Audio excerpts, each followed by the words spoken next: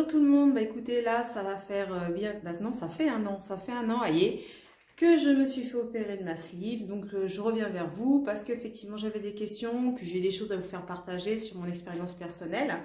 Donc aujourd'hui je me sens plutôt bien, je suis stabilisée depuis, depuis décembre, ça va faire environ 3 mois que je suis stabilisée.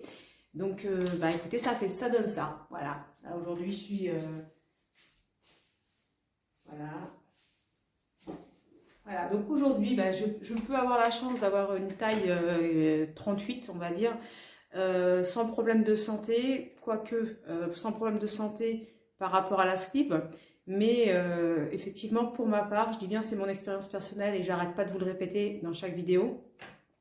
Par rapport à mon expérience personnelle, ce qui se passe, c'est que par rapport à ma perte de poids, j'ai de plus en plus, on va dire, par rapport à mon métier, je suis dans le soin, des problèmes de santé. Par exemple, vous voyez là, je me suis fait, ça faisait des années quand j'étais, là, actuellement je suis infirmière, mais quand j'étais soignante, ça faisait des années que je n'avais plus mal à mon poignet lorsque je soulevais des patients.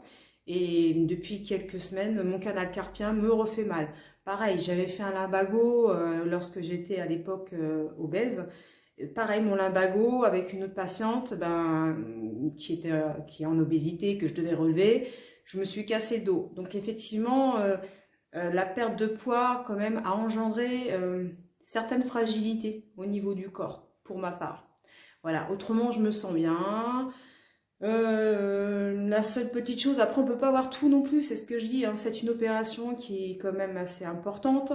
Je peux pas en sortir indemne.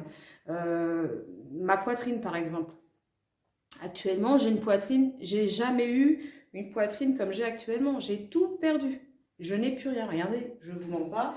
Vous m'avez peut-être pas connu avant, peut-être dans les premières vidéos que j'avais faites avant mon intervention chirurgicale, on voyait effectivement que j'avais un peu de poitrine. Là actuellement, j'ai plus rien. Voilà, j'ai plus rien.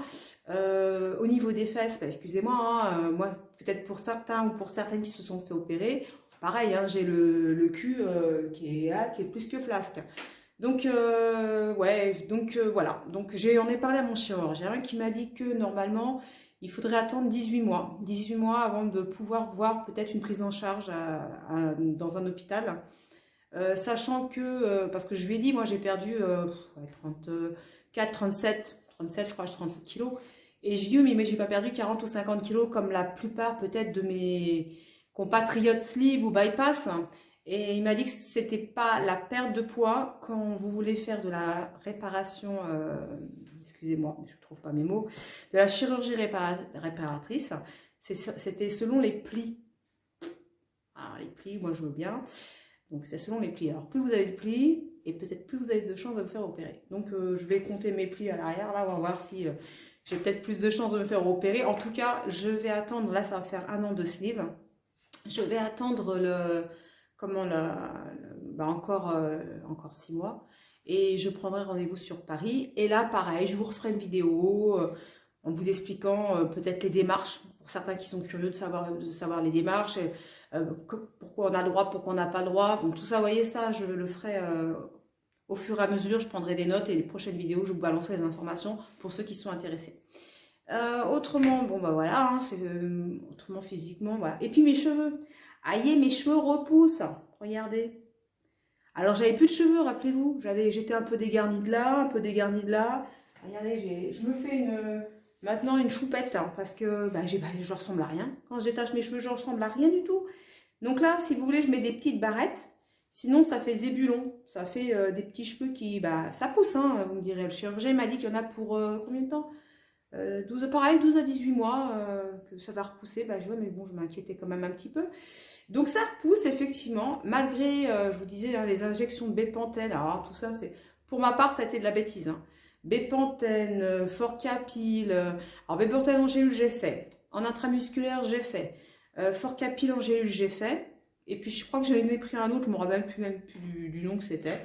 Donc pour vous dire que, tant mieux pour ceux avec qui ça marche, tous ces traitements médicamenteux, mais pour ma part, ça n'a rien fait du tout. Moi, le chirurgien m'avait prévenu, il me dit, faites ce que vous voulez, prenez ce que vous voulez, mais c'est pratiquement pas efficace. Et effectivement, il avait raison. Donc, à un moment donné, je l'ai écouté, j'ai laissé aller. Mes cheveux tombaient, tant pis, mes cheveux tombaient, ça me faisait mal au cœur, parce que quand vous brossez les cheveux, puis vous avez une touffe de poils de cheveux dans votre brosse, et puis vous voyez que vous dégarnissez, pour une femme, c'est horrible, même pour un homme, hein, attention, mais c'est vrai que nous, les femmes, avec nos cheveux, on est assez, pour celles qui aiment bien les cheveux un peu mi-longs, on est assez protectrice avec ça, on va dire. Et du coup, bah voilà, donc ça repousse, et il n'avait pas tort. Vous voyez, ça fait 1 an, et ça commence à repousser, donc pour ça, je suis contente. Après, voilà, donc mon retour dès 1 an, ben, je vous ai parlé de mes cheveux, la poitrine, les fesses. Voilà, autrement, qu'est-ce que je peux vous dire d'autre au niveau des habits, bah, c'est le bonheur. Hein. Je vais vous dire une chose, là, c'est une petite robe que j'ai été acheter en solde, là. Pas maintenant, mais il y a un bout de temps. Très contente, quoi. Je vais vous dire, je rentre dans du... Mais j'ai l'impression que c'est plutôt un 36 qu'un 38, le truc, parce que d'habitude, je fais du 38, ça... C'est normal, mais là j'ai l'impression d'être étriquée. C'est du Zara, mais un peu étriquée dans la robe, j'ai l'impression. Enfin bon. Je me suis fait des petites notes, parce qu'il y avait des questions qui revenaient, et puis je ne peux pas les avoir toutes en tête. Donc oui, il y en a beaucoup qui parlent, tu sais, qui posent des questions, qui demandent, au niveau du poids, au niveau de la pesée. Alors moi je conseille toujours, ne vous pesez pas tous les jours, ne vous pesez pas... tous les 2 jours. Non, une fois par semaine, ça suffit. Allez, si vous êtes inquiet, peut-être 2 fois dans la semaine. Mais le problème, c'est que plus vous allez sortir la balance, si vous prenez 100 ou 200 grammes tout de suite, ça va vous faire flipper. Et sachant que pour les femmes, attention, on sait qu'avant la période de règles, on mange un peu plus, on prend un peu plus de poids lors des menstruations. Donc, vaut mieux pas se peser à cette période-là. C'est pas bon. En plus, on a le ventre qui gonfle, on n'est pas bien. Donc voilà, moi, je vais vous dire honnêtement, hein, je vacille entre 57,5 et 58,2. Alors c'est sûr, quand j'arrive à 58,2, je ne vous cache pas que je me dis, oh là là, je commence à paniquer, hein, ça c'est clair, parce que j'ai pas envie de retourner dans mon obésité. Hein. Et du coup, ce qui se passe, c'est que je me repèse pas, j'attends une semaine. Je fais un peu plus de sport, sachant que les salles de sport sont fermées en ce moment en tout cas chez nous, sur l'Île-de-France. Donc, ce que je fais, c'est que je vais marcher 1 heure. Avec mes bâtons, marche nordique, je vais marcher 1 heure. Voilà. Je me booste. Il faut vous booster. Voilà. Si vous voyez que vous prenez 200-300 grammes, moi, j'ai la chance d'avoir des horaires décalés, étant dans le soin. Donc, ceux qui travaillent peut-être en administration, le week-end, bougez-vous. Prenez vos enfants, prenez votre mari, prenez une amie. Allez marcher 1 heure, 1 heure et demie. Mais marcher avec un bon rythme, hein, parce que les petites promenades d'1 heure, bon, c'est bon, hein, vous me direz, c'est jamais perdu, mais bon, c'est moins efficace. Donc, voilà, ne vous pesez pas tous les jours, voilà, ni tous les 2 jours. Et encore, 1 fois par semaine, c'est largement suffisant. Après, il y avait, oui, le froid. Ah oui, bah, je ne vous cache pas que depuis 1 an, je suis glacée. Voilà, depuis, allez, après l'intervention, oui, même après l'intervention, vu qu'on a moins de gras, effectivement, on a souvent froid. Alors moi qui me plaignais toujours d'avoir chaud, l'été, je transpirais comme un cochon, je vous le cache pas. Et bien là, franchement, pour ma part, moi je suis contente. Voilà, je suis contente parce que j'ai froid. Je préfère avoir froid qu'avoir trop chaud parce que quand je me voyais obèse, à suer comme un porc, parce qu'excusez-moi, hein, moi je me voyais comme ça, hein, c'était horrible. C'était horrible. Voilà. Donc vous avez souvent froid. Après le repas, effectivement, même au bout d'1 an, moi, j'ai toujours un peu un coup de barre, parfois, un petit coup de barre. Sachant qu'au niveau de mes repas, parce que c'est une question qui revient souvent, est-ce qu'il y a beaucoup de personnes qui viennent se faire opérer? Ah, j'aimerais bien manger ça, j'aimerais bien manger ça. Est-ce que un jour, je pourrais manger ça? Écoutez, moi, je vais vous dire honnêtement, je bois plus tout ce qui est pétillant, j'ai banni. Sauf à Noël, j'ai demandé à mon chirurgien si j'avais le droit de boire 2-3 coupes de champagne. Il me les a autorisées. Il m'a dit oui, effectivement, vous pouvez boire 1 fois par an. Vous pouvez boire un peu de champagne. Donc ça, j'ai demandé autorisation, il m'a dit oui. Après, tout ce qui est fast-food, écoutez, moi qui adorais ça, j'en ai franchement un dégoût. C'est pas quelque chose qui m'attire. Par contre, attention, hein, j'aime bien tout ce qui est féculent, des plats, nos bons plats du terroir, ça j'aime ça en petite quantité. Mais c'est vrai que fast-food, c'est trop gras, ça a du mal à passer. Maintenant, tout ce qui est trop gras, vous voyez, rien que d'en parler, ça commence à me barbouiller un petit peu, ça passe plus. Et tant mieux. Par contre, je bois. Franchement, l'apéro, un petit kir toutes les semaines, bah, je le fais. Voilà, je le fais. Euh, Par contre, si je vois qu'un jour je commence à prendre beaucoup de poids, quoi, du poids, beaucoup non, je vais attendre 1 kg, 2 kg, là je bannirai tout. Parce qu'effectivement, l'alcool après est pas conseillé. Mais c'est vrai que moi, je m'autorise effectivement prendre 1 kir par semaine, pourquoi pas, en apéritif, 1 kir, mais sans gâteau. Les gâteaux, j'évite, je bannis, pareil, parce que si on se remplit de petites bêtises comme ça, pour ma part, attention, c'est pas quelque chose qui est recommandé. Si, c'est quelque chose qui est recommandé par le chirurgien de ne pas boire l'alcool. Ouais. Mais bon, en tout cas, tout ce qui est apéritif, gâteau, je prends pas. Je préfère manger à table avec tout le monde. Mes assiettes, donc je rebondis sur le repas à table, je suis passée à des petites assiettes normales, hein, je mange normalement et je mange de tout. Je mange des pâtes, du riz, de la semoule, tout passe. J'ai de la chance, tout passe. Les viandes, l'œuf. Par contre, le fromage blanc, je vous avouerai franchement que parfois ça passe et des fois ça passe pas. Mais quand je vous dis ça passe pas, c'est niveau digestif, transit intestinal. Je ne vais pas rentrer dans les détails, mais ça me rend malade. Je suis coincée aux toilettes pendant 1 heure. Donc voilà quoi. Donc ça par contre, il y a parfois le fromage blanc, waouh, ça fait des dégâts. Après, pareil, hein, je continue toujours à prendre mon temps quand je mange. Ça, c'est quelque chose que j'ai gardé, surtout quand je vois que mes assiettes, elles sont... Des fois, je culpabilise un petit peu parce que je vois que j'en mets un petit peu plus dans mes assiettes en ce moment.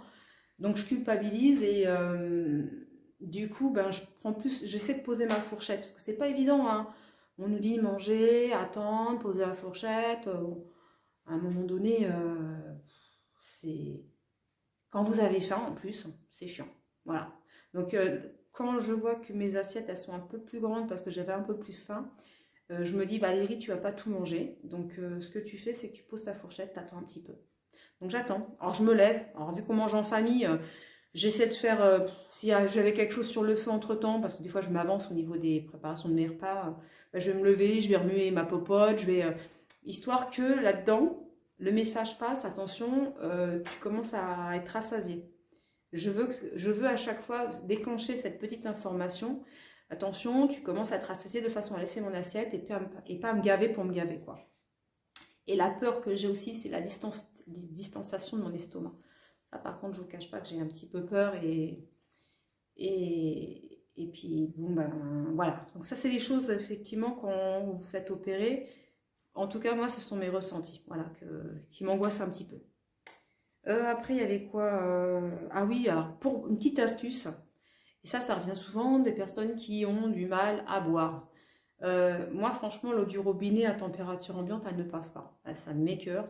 Vous buvez moi, je bois 2 gorgées, ça me dégoûte. Donc, je mets sans arrêt une bouteille d'eau au frigidaire. J'ai acheté des sirops 0% de sucre et je mets du sirop. Et puis comme ça me permet d'avoir l'apport hydrique qu'il me faut pour la journée. Voilà. Pareil, mon expérience n'est pas la même que ceux ou celles qui se sont fait opérer. Il ne faut pas se comparer aux autres. Il y en a beaucoup, toi, ça fait 3 mois que tu t'es fait opérer ou 6 mois que tu t'es fait opérer, tu as perdu du temps, machin. Parce que ça, je le vois beaucoup sur les réseaux sociaux. Et ça, non. Moi, franchement, je ne me compare pas. On avance chacun à notre rythme. On a tous des métabolismes différents. Et voilà, quoi. Donc, ne vous comparez pas aux autres. Parce que c'est comme ça que, parfois, on peut être démotivé. Donc, voilà. Voilà, j'ai fait le tour. Ah oui, parce qu'il y en a pareil, il y en a beaucoup qui demandent est-ce que il faut faire. Je vois beaucoup de régimes avant la sleeve. Moi, j'ai eu de la chance, quoi. Franchement, j'ai eu de la chance. Parce que quand je vois certains protocoles avant la chirurgie, il y en a qui mangent du fromage, je sais pas, c'est pas du fromage blanc tout le temps, ou qui sont à la diète. Pour ma part, mon chirurgien, non. Avant la sleeve, j'étais suivie pendant 6 mois par une diététicienne. C'est le protocole normal pour monter un dossier Sécu. Mais après, avant mon intervention, on ne m'a pas demandé de... Si, la seule chose qu'on m'a demandé de faire, si je me rappelle bien, c'est les boissons protéinées. Voilà, c'était boire de la boisson protéinée. Et puis, effectivement, j'avais une gastrite. Donc, j'avais un traitement par rapport à ma gastrite. Voilà, mais c'est tout, quoi. Donc, le régime n'est pas obligatoire. Ça dépend les chirurgiens avant votre sleeve. Ça, c'est clair. Pareil, les câlins. Au niveau de l'intimité, il y en a beaucoup qui demandent est-ce qu'on peut avoir une activité intime après la sleeve. Moi, mon chirurgien m'avait dit, hein, vous faites ça quand vous le sentez. Moi, j'étais à l'hôpital, je lui avais posé la question, parce que c'est vrai que quand vous savez que vous avez 50 agrafes par rapport à une sleeve dans l'estomac, vous posez des questions quand même. Vous vous dites, attendez, j'ai pas le droit de faire de sport pendant 2 mois. On attaque tout ce qui est sport intensif, hein, pendant 2 mois. Donc vous vous dites, ouais, les câlins, c'est peut-être pareil, à moins que vous fassiez des pirouettes. Voilà quoi, non mais moi il m'a dit c'est quand vous le sentez. Donc si vous vous sentez en rentrant de l'hôpital avoir une intimité avec votre mari, bah allez-y quoi. Voilà, ou avec votre femme, hein. Après, voilà, donc c'est vrai qu'il nous disait, voilà, c'est ce que je vous disais tout à l'heure, c'est que si vous sentez que vous reprenez du poids, ce que vous faites, moi c'est ce que je fais, hein. Je revois mon alimentation, j'essaie de refaire un équilibrage et je vais marcher. Franchement, je vais marcher. Et à chaque fois, ça marche. Vous voyez, quand je prends 500 grammes, waouh, je me dis, ouais, c'est chaud. Ah non, non, non, non, non. Hop, je me remets au sport pendant 3 jours, je vais aller marcher. Je vais refaire attention à mon assiette. Voilà, ne vous démotivez pas. Franchement, il ne faut pas vous démotiver. C'est pas parce que vous allez prendre 1 ou 2 kilos que vous allez retomber dans l'obésité, parce que moi, c'est ma peur aussi, hein, je ne vous cache pas, hein, c'est ma peur aussi. Mais quelque part, 1, 2 kilos, c'est rien à perdre par rapport à tout le chemin pour ceux qui ont été opérés, qui ont perdu 40, 30, 50, 25 kilos, quoi. C'est rien. C'est un rééquilibrage à faire en quelques jours, quelques semaines. Et voilà.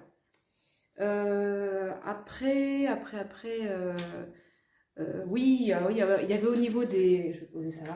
Au niveau de la famille... Alors oui, alors le regard de... On va parler maintenant du regard de l'extérieur, quand vous avez perdu du poids. Alors, votre famille, c'est oh là là, tu vas tomber malade, perds pas plus. Même les amis, c'est pareil, hein. Tu es anorexique, là, t'es pas belle, ça fait trop maigre. Ah, t'étais mieux avant quand même avec des petites rondeurs. Donc, ça, voilà. Donc, des fois, alors, ça vous inquiète. Vous direz, ah, tu es trop maigre et tout. Bah. Et quand vous allez voir le Toubib, vous vous dites non. Vous avez une IMC normale, mais c'est vrai que vos proches avaient l'habitude de vous voir avec des rondeurs, avec des formes. Vos amis aussi. Pour votre famille et votre milieu social, c'est une réadaptation de l'image que vous leur transmettiez. Et pour nous, c'est pareil. Moi, je vais vous dire une chose. Quand je me vois dans la glace, je vois que j'ai maigri. Mais quand je me vois en photo, je dis, oh, c'est chaud quand même. Ah ouais, j'ai maigri. Et franchement, on n'a pas le même regard. On n'a pas le même regard dans le miroir. Et quand on peut avoir notre image sur une photo, quoi. C'est dingue. Donc, écoutez votre médecin, votre diète. Si on vous dit que vous êtes bien au niveau de l'IMC, c'est que vous êtes bien. Voilà. Parce que moi, franchement, j'ai eu que des retours. Oui, t'as trop maigri, ça ne va pas, t'es trop maigre, gna gna gna. Oh, ça va, 5 minutes. Voilà, c'est gentil, ils s'inquiètent pour nous, mais bon, parfois c'est embêtant. Voilà, c'est le reflet, c'est ce que je disais, parce que j'ai pris des petites notes, hein, j'ai noté des petits trucs pour ne pas oublier, parce que je ne veux pas que la vidéo dure 4 tombes non plus, sinon vous allez décrocher. Voilà, donc c'était le reflet de soi est important, et c'est vrai que eh ben, les autres vous le font savoir aussi, hein, que vous avez changé. Hein. Et des fois positivement, mais plus négativement que positivement, hein, je vous le dis. Hein. Voilà. Donc, ah oui, et puis alors, cette sensation aussi, alors, qui est drôle, hein, on est constitué de peau et d'os, hein, voilà. Et quand on est obèse, on sent plus ces os là que vous voyez, qu'on peut voir ici, là, on sent plus tout ça. Et quand vous perdez beaucoup de poids, pour ceux qui ont perdu beaucoup de poids, ils vont comprendre. Ceux qui vont perdre beaucoup de poids, ils vont comprendre aussi, ils vont s'en apercevoir. C'est que, bah, moi maintenant, quand je dors au niveau de mes genoux, là, voilà, ici là, au niveau de mes genoux là, quand je dors, mes os s'entrechoquent. Voilà. Je suis obligée de mettre un coussin entre mes genoux. Cette sensation de toucher dur me gêne. Pareil au niveau de mon coccyx. Alors quand je m'assois, je me sens dans mes os, je sens mon coccyx. Bah, avant j'avais un popotin, c'était rembourré. J'avais un deuxième coussin derrière là. Et ben là maintenant ça me fait tout drôle, je vous cache pas. Quand je suis assise sur quelque chose, sur un plan dur, waouh, je suis sans cesse en train de bouger pour trouver une position et c'est pas très désagréable, c'est pas agréable. Voilà. Donc ça c'est les inconvénients. Mais je préfère avoir ces inconvénients-là que de rester que d'être comme j'étais avant, hein, je ne vous le cache pas. Hein. Ça, c'est les inconvénients quand vous maigrissez. Peut-être pas pour tout le monde, hein, mais en tout cas pour moi. Après, on avait... donc, oui... Bah, donc, je vous parlais de constipation aussi en début d'intervention. Vous vous rappelez, dans les premières vidéos, je vous disais, ouais, c'est chaud, il faut boire beaucoup. Et vu que mes plats, maintenant, mes portions d'alimentation sont un peu plus larges, et ben, vous allez voir, après, ça passe. Ça, franchement, ça passe. En tout cas, pour moi, c'est pareil, c'est mon expérience. Attention, c'est mon expérience et je le redis. Je veux pas dire que je veux pas avoir des messages, oui, c'est pas comme ça. Non, c'est ma propre expérience et je vous dis, bon, pour ma part, ben, ça va mieux. Parce que mes assiettes sont plus importantes au niveau quantité. Attention, je mange pas non plus comme avant, mais elles sont plus importantes et je fais du sport quand je peux et je bois suffisamment. Donc, effectivement, le transit, ben, ça suit après. Et puis, voilà, donc, euh, je pense que je vais arrêter là sur cette vidéo. Parce que il y avait encore plein de questions. Je préfère reprendre une vidéo peut-être dans 6 mois pour refaire un point avec vous, pour essayer de répondre à certaines questions. S'il y en a, parce qu'il y en a qui sont assez sympas, qui m'envoient des messages, qui me posent des questions. Donc je leur réponds en direct. Mais si ça peut servir à d'autres personnes qui tombent sur cette vidéo, pourquoi pas.